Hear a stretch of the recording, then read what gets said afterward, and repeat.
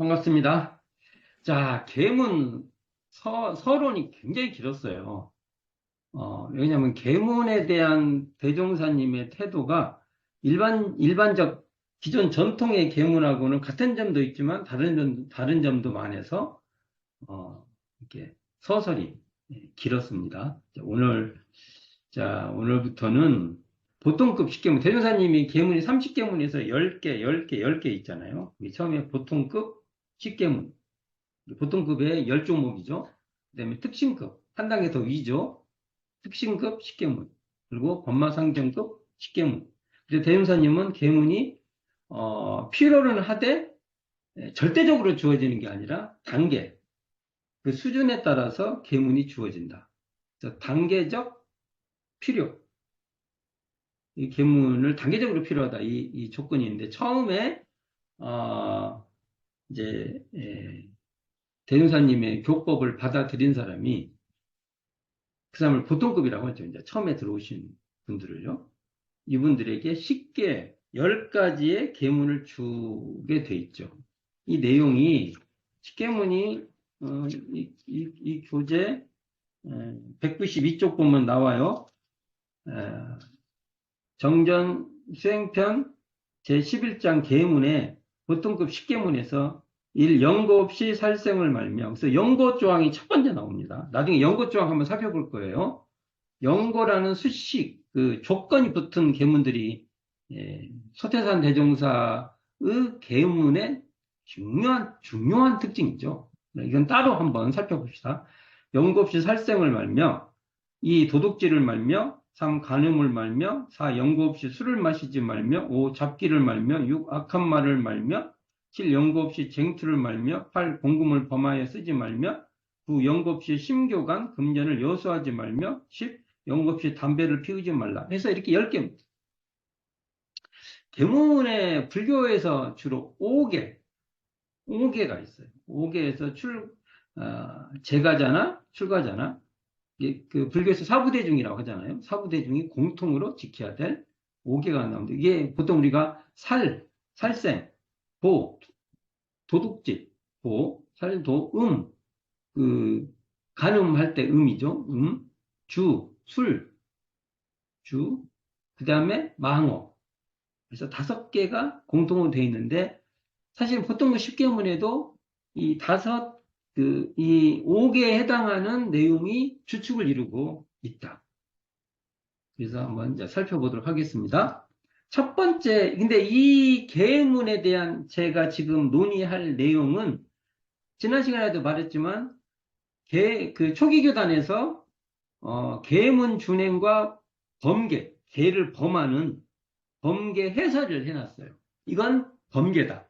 계문을 범한 거다. 해설이 나와요. 그게 회고 제46호. 쭉 설명이 나오거든요. 거기에 준해서 풀어갈 겁니다.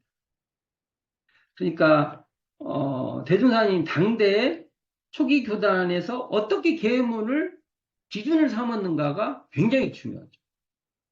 그러면서 또 한편으로는 시대가 변천이 생겼어요. 벌써 대종사님 일제강점기에서 지금 벌써 6.25 한국전쟁을 거치고 한국 사회를 봐도, 그다음에 산업혁명, 우리 그 산업사회를 거쳐서 지금은 산업사회가 아니라 정보사회도 더욱 계속 발달되는 그런 디지털 사회라고 하는 사회로 바뀌고 있는, 그러면서 사회 현상도 엄청 변화가 있습니다. 이때 계문을 어떻게 우리가 바라봐야 될 것은, 그래서 저는요, 계문의 기준은 나름대로의 기준은 있어도 계문의 적용은 그 시대에서 계속 서로 논의하고 그걸 적용해가는 그 집단의 그 대화, 협의가 필요하다고. 만일 계문을 너무 고답적으로 딱 정해놔 버리면, 지금 우리가 지금 보는 그 사회 현상도 보면은 그 어떤 종교 현상이 보면 그 종교 집단만의 아주 고유한 특징으로 굳어진다. 아, 그 집단이구나. 이렇게. 근데 대종사님이 제가 앞에 서론의 세 번째까지 계속 여러 차례 설명을 했지만, 대종사님이 말씀하시기에 계문은 사회 현상과 계문을 지키는 것은 인도, 사람이 살아가는 그 생활, 그 도하고 크게 벗어나지 않는다는 얘기를 합니다. 그러니까 일반 사회 도리하고 계문이 크게 충돌을 안 한다는 거예요. 계문을 지킴으로써 일반 사회생활이 더 원활해질 수 있다. 이런 논의가 있다고 하면은 그 집단만의 특징이다. 계문이 이렇게 돼서는 안 된다고 저는 봅니다. 그래서 이런 의미에서 깊게 한번 살펴보도록 하겠습니다. 첫 번째가 연고 없이 살생을 말면 이 연고 조항 살생. 그러니까 과거에는 그냥 살생을 말며 이렇게 되어 있는데 여기에 연고 없이 살생을 말며가 등장을 합니다. 이 살생 문제는 종교 문제에서 계속 등장을 해요. 인도에서도 요 살생 문제가 종교 윤리로 굉장히 예, 깊은 문제가 있어. 우리도 연고 없이 살생을 말며 세소국의 화랑의 세소국의 임전무태 뭐 그런 거 있죠. 여기도 살생을 하지 말았는데 전쟁에서 나름대로 전쟁 논리를 수용하는 것도 나오고 그러잖아요. 만약 살생을 하지 말면 전쟁하면 안 돼요. 그렇잖아요. 그래서 이 복잡한 살생을 하지 말라고 하면 우리는 고기 먹으면 안 됩니다. 그냥 살생을 하지 말며 이렇게 나오면은 고기 먹으면 안 됩니다. 심지어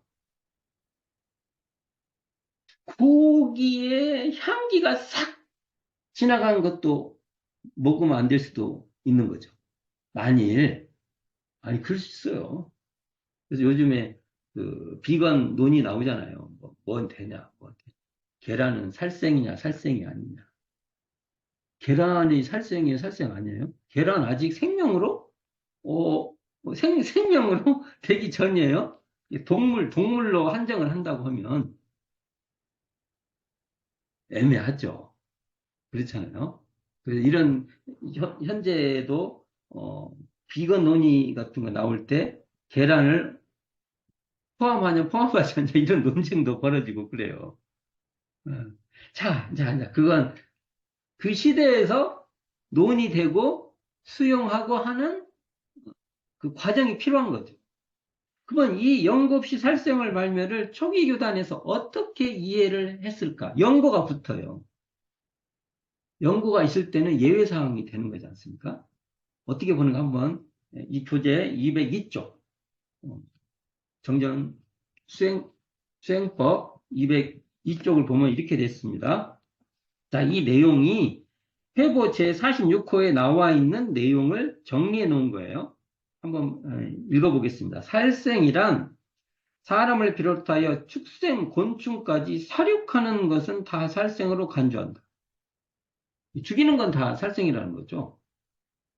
인류에 대해서 사유가 있든 없든 법률과 도덕이 그 살생을 용서하지 않으며 그 외 동물에 관해서도 친서를 막론하고 연고 없이 살생하면 다 범죄로 간주한다. 기본적으로 살생에 대한 거부가 있는 거죠. 근데 우리가 산다는 것은요, 타인의 타, 타인이 아니라 타 존재에 대한 죽음을 전제하고 우리는 살아갑니다. 그렇죠? 닭 좋아하잖아요, 닭. 그 닭이 돌아가셔야 우리가 살아요. 먹을 수 있어요.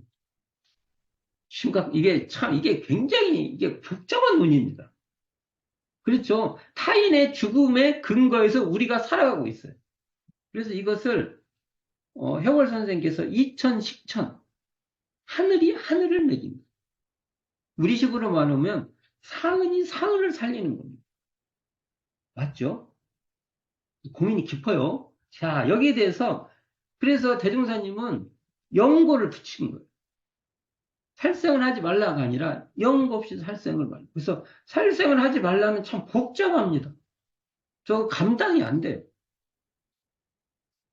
어떻게 해야 할 줄 모르겠어요. 살생을 하지 말라고. 여기에 연고자가 붙습니다. 자, 연고 있는 살생이란 무엇인가? 여기에 대해서 초기 교단에서 정의를 내립니다. 어떻게 정의를 내냐? 첫째가 자신이나 가족, 이게 조부모, 부모, 형제 등이죠. 가족. 이 다른 생명에 의해서 실신을 당하게 될 게, 이 몸이 이렇게 상하게, 뭔가, 몸에 이렇게 뭔가 공격을 받아가지고 몸에 이상이 뭐죠? 죽을 수도 있고 그런 거죠. 실신이니까. 이를 당하게 될 때. 이럴 때는 살생을. 상당히 정당방어에 대한 그 기준이 있습니다. 요즘 이런 경우가 있나? 요즘에. 사람한테 당하지 동물한테 당하고 뭐 이런 것은 거의 없죠. 두 번째는 자신이나 가족이 중병에 걸려 축생 곤충을 약물로 사용하게 될 시. 이게 약재로 사용한 것은 허용을 하는 겁니다. 그리고 이제 세 번째가 중요합니다. 제가 회원으로서 우리 같은 경우에 지금 저희들은 전무 출신 출가라고 하고 교도님들 일반 교도님들 제가교도라고 하잖아요. 일반 사회생활하는 제가 회원으로서는 도살업이나 어업같이 직업적 살생업으로서 생활방도를 그것 외에는 구할 수 없을 시 이럴 때는 그러니까 어업을 하는 분들은 그것을 문제 삼지 않는다. 그분들이 고기 안 잡으면 우리는 고기를 못 먹어요.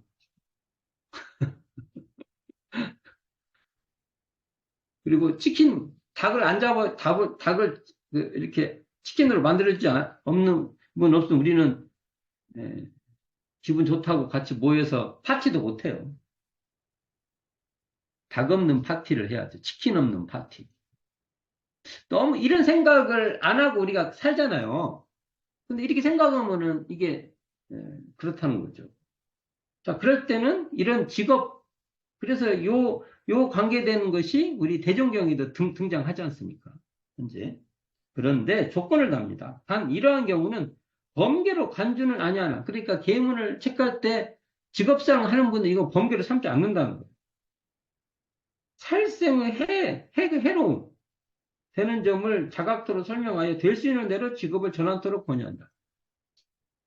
그래서 차차차차. 근데 이것도 참 직업을 바꾸라고 하지만 누군가는 또 해야 될 일이란 말이에요. 이런 고민이 있습니다. 자, 이건 나중에 또 생각해 봅시다. 그리고 네 번째로 살생을 직업으로는 아니라 제가 회원으로서 농업을 할 때, 자, 고기를 잡는다든지 또는 같이 뭐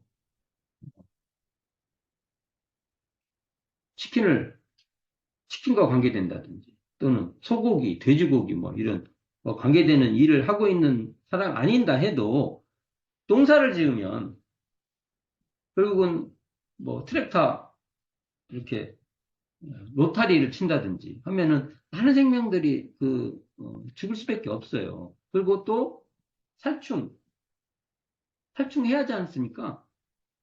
이럴 때 그러니까 이렇게 농업을 할 때 병경 그러니까 밭갈이 같은 거죠. 또는 해충 구제상 해충을 이렇게 농약 치고 그러지 않습니까?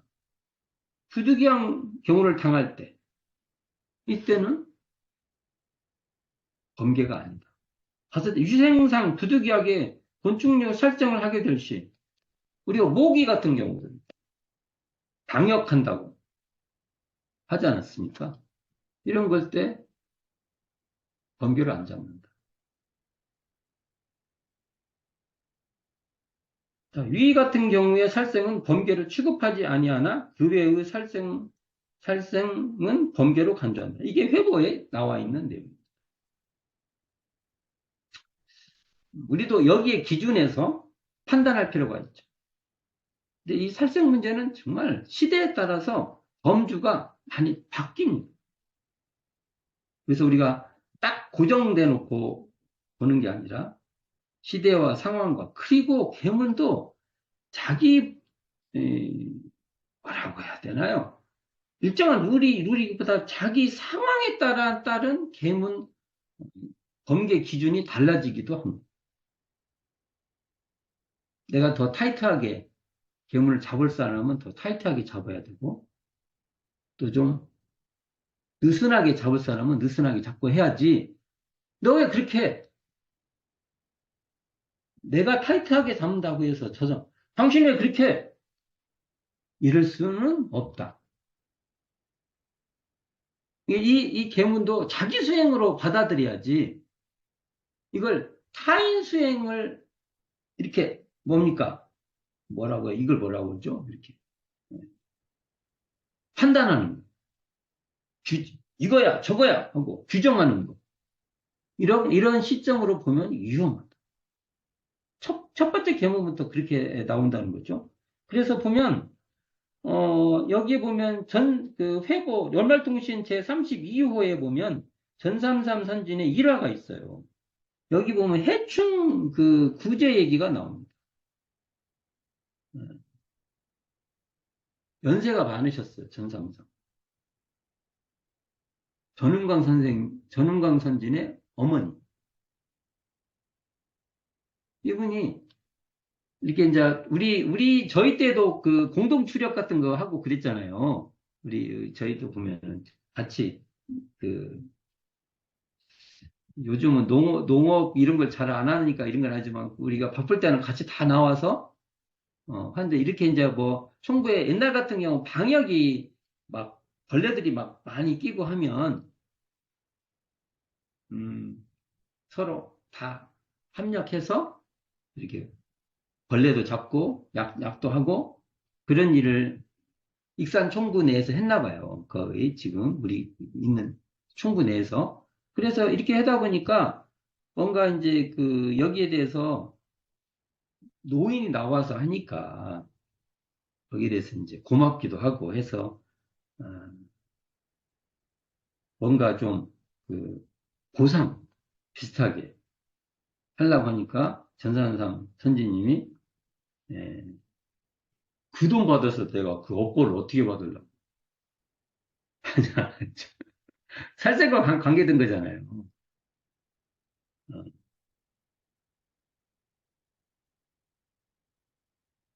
그래서 그걸 안 받았던 이 내용이 있습니다. 그래서 여기 한번 읽어보시면 좋은 내용입니다. 중간에 한번, 음, 음, 중간에 한번 읽어볼게요. 내가 당초에 이 일이 살생인 줄 알면서도 자진하여 온 것은 이 뽕밭, 창원, 뽕밭은 우리 회중에서 공부인 무산자, 그러니까 재산이 없는 사람들, 무산자를 위하여 경영하는 공공사 이원을 이 개인의 뽕밭이 아니라 이 수입으로 여기에 있는 사람들을 뭐예요? 이렇게 선도나고 하는데 도움이 되는 그런 거란 거죠. 이 무상한 벌레들이 발생하여 결단을 내므로 이게 벌레가 나와서 다 뽕을 다 따먹어 버리잖아요. 그러니까 갉아먹잖아요. 나는 그에 대한 시비 경중을 무한히 짐작하여 온 연후에 당연히 죽일 만한 연고가 있는 것을 생각고 죽인 것이었습니다. 그러니까 이 상황이 벌레를 잡아야 될 상황이라고 해서 잡은 것이다 이거죠. 그런데 진작 내가 그 보수를 받으면 결국 내 몸 하나를 위하여 그 많은 생명을 죽인 것이 되지 않겠습니까? 내 이익을 위해서 생명들 이렇게 죽이는 것은 안 된다는 것이죠. 그런 거로 나는 이 보수란 결코 받지 않겠습니다. 나는 그 무서운 재고가 돌아오는 것은 두려우니까요. 라고 말씀하셨다. 이런 얘기가 있습니다. 203쪽에 밑에 부분 읽어볼게요. 연고 없는 살생과 전쟁을 생각할 필요가 있다. 살상을 일으키는 전쟁은 반대해야 하나 전쟁을 일으키는 세력에 저항하지 않을 수 없다. 이게 참 어렵죠. 아까 같이 전쟁이 살생하지 말라는 게 전쟁 안 할 수는 없잖아요. 참 어려운 문제입니다. 또는 정당한 방어를 위해 살상을 전제하는 폭력적인 군사력을 확보해야만 한다.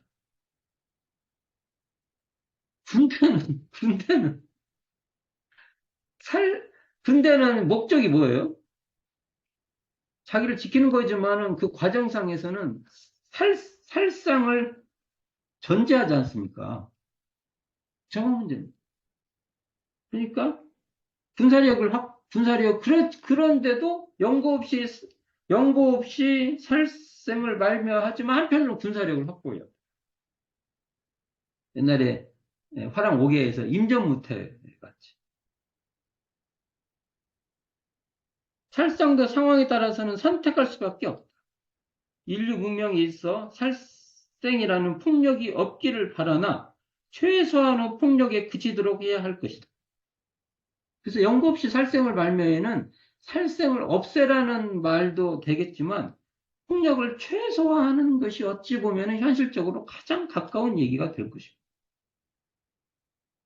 그러므로 전쟁 시라도 연고 없이 비무장의 일반인을 살생해서는 안 될 것이다. 이게 정말로 큰 문제. 지금 팔레스타인 문제 보면 가장 경악할 일이 이런 거 아닙니까?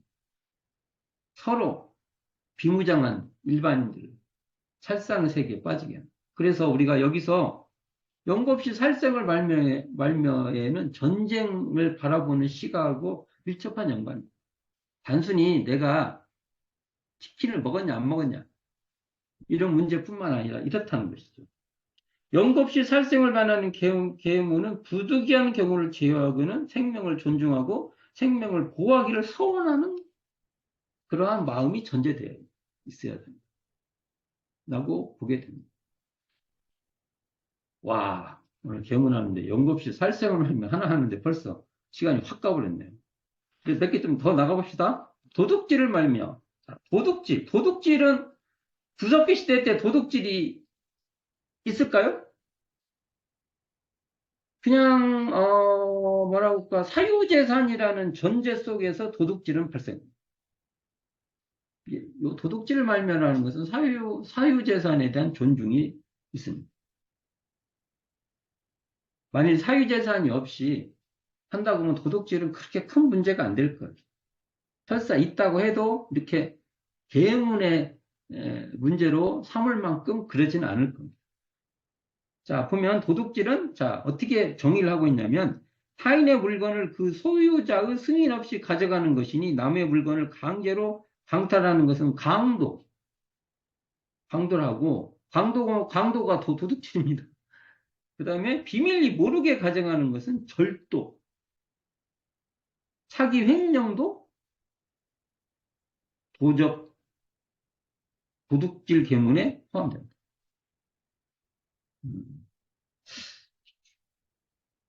그래서 저작권 보호 문제가 요즘에 문제가 돼요. 저작권 보호. 그렇다고 해서 공공성과 또 충돌됩니다. 너무 또 다 도둑질이야 이렇게 하면은 공공성 서로 공유하는 면적이 있는 자들이 다 장악해버립니다. 그래서 이것도 합의해야 됩니다. 도둑질이라는 것도 어디까지가 저작권 문제를 보게요. 특허 문제로 그 보호도 해야겠지만 너무 묶어놔서요. 그리고 그 특허라는 것이 앞에 또 기반에 의해서 되게 되지 없는 걸 만들지는 않거든요, 대부분. 그렇죠. 그 다음에 우리가 보통 논문 같은 거 쓸 때 인용, 인거하죠. 그 인용, 인거를 잘못한 것도 도둑질입니다. 우리가 그런 문제도 많이 봉착하죠. 단순히 도둑질이라서 이렇게 그것만 생각하지 말고 우리가 현대사회에서는 이런 게 더 커요. 무엇은 얘기를 할 때 자기 얘기라고 막 하면은 도둑질이에요. 그런 얘기를 많은 이렇게 그 전체적으로 모든 걸 다 그렇게 말할 수는 없지만 그 사람 태도가 내가 주변에, 우리 식으로 말하면 사은의 도움으로 내가 그걸 알고 사용하고 있다. 이런 정서를 표현해야 할 때 도둑질 안 하는 거예요. 근데 자기가 다 알아서 다 했다는 식으로 표현을 하는. 그럴 때도 필요하죠. 있어야죠. 필요해요. 그러나 기본적으로 그 사람이 그것을 내가 도움을 받아서 했다. 하지 않으면 논문을 쓸 때 인용 않고 자기가 다 했다고 쓰는 거나 똑같다. 그런 의미도 한번 고려해 봐야 됩니다. 그래서 저작권 보호도 이 계문 범주로 논의되어야 할 것이며, 저작권이 공익을 위하여 공유되면서도 개인의 권리는 보호돼야 할 것이다. 이게 공용, 공익과 사유재산의 적절한 조화가 필요해요. 그런 차원, 그런 범주 내에서 도둑질이라는 것을 해야 됩니다. 이 계문이 훔치지 않는 것으로 다른 이의 소유물을 존중하며 다른 사람 것을 소유하지 않기를 서원하는 것이다. 내 거 아닌 걸 내 것이라고 안 하는. 간음을 말며 살도음 할 때 음이죠. 간음.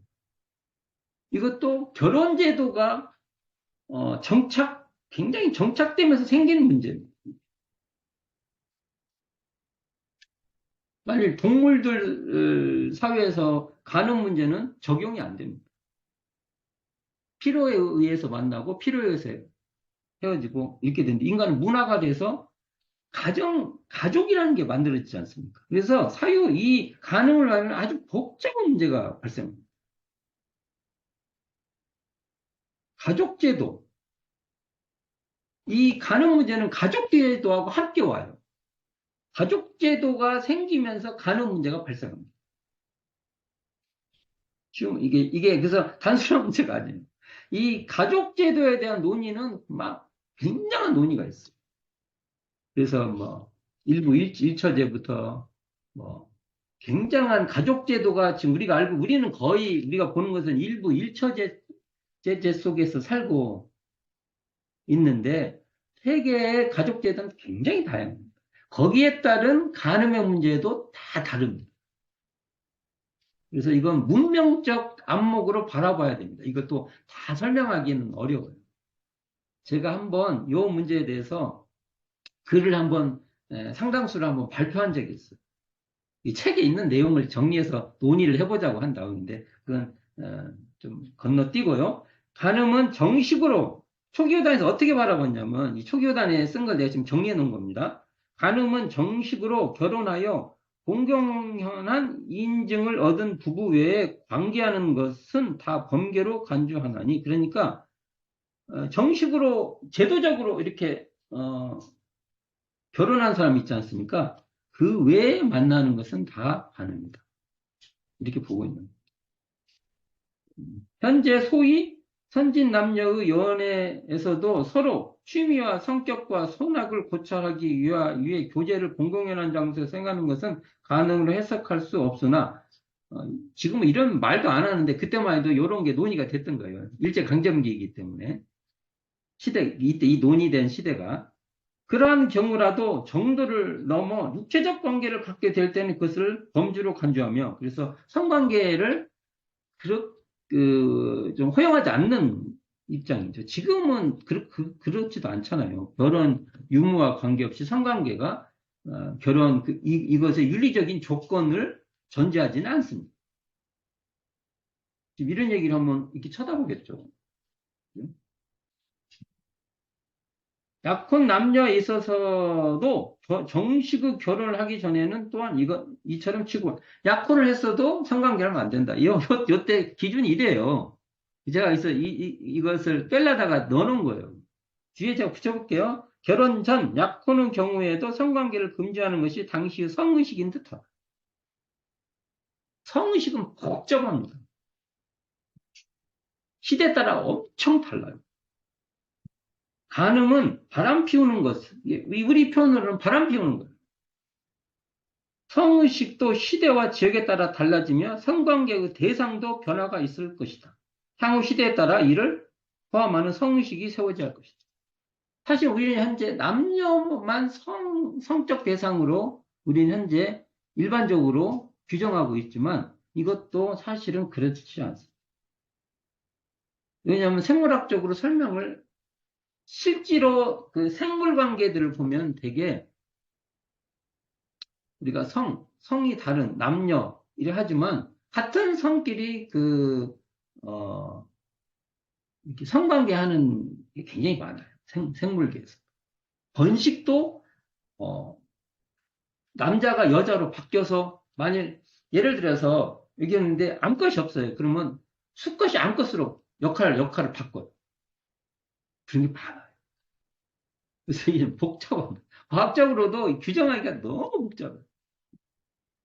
그래서 그 시대에 따라서 이 문제를 어느 선에서 받아들이냐는 논의를 계속 하는 것이 건강한 사회일 것이라고 봅니다.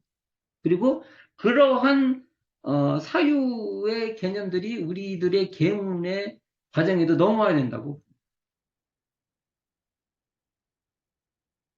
기독교 현재 사회에서는 하나님이 남녀성을 만들어줬다고 딱 해서 전혀 논의가 안 되지만 벌써 과학계에서는 거의 다 깨지고 있습니다. 이것을 앞으로 예를 들어서 막 50년, 100년 이렇게 지나갔을 때는 인류가 어떻게 받아들일지는 인류의 그 수용하는 만큼 받아들일 것이라고. 연고 없이 술을 마시지 말며 여기는 술만 나오지만 사실은 우리 그 5개에 보면 술만 나오지만 사실은 담배와 같이 가죠. 그래서 술, 담배를 같이 가는 게 옳을 것이라고 봅니다. 자, 오늘은 3번까지만 합시다. 다음 시간에부터 연고 없이 술을 마시지 말고 연고 없이 담배를 피우지 말면서 사실 오늘 5개까지 해보려고 했는데 시간이 많이 지났네요. 그래서 여기까지 하고 너무 진도를 위해서 시간을 나가지는 그렇게 진행을 안 해볼까 합니다. 그래서 좀 계문의 문제를 대종사님이 인도상 요법과 연동해서 해석하고 적용하려고 하는 것을 놓고 항상 계문의 내용이 딱 정해졌다고 보지 말고 시대에 따라서 우리가 어떻게 그것을 해석해내고 적용하고 공유할 것인지를 늘 논의를 같이 해가는 자세가 우리에게 필요하다라는 말로 이 시간을 정리해 볼까 합니다. 자, 수고하셨습니다.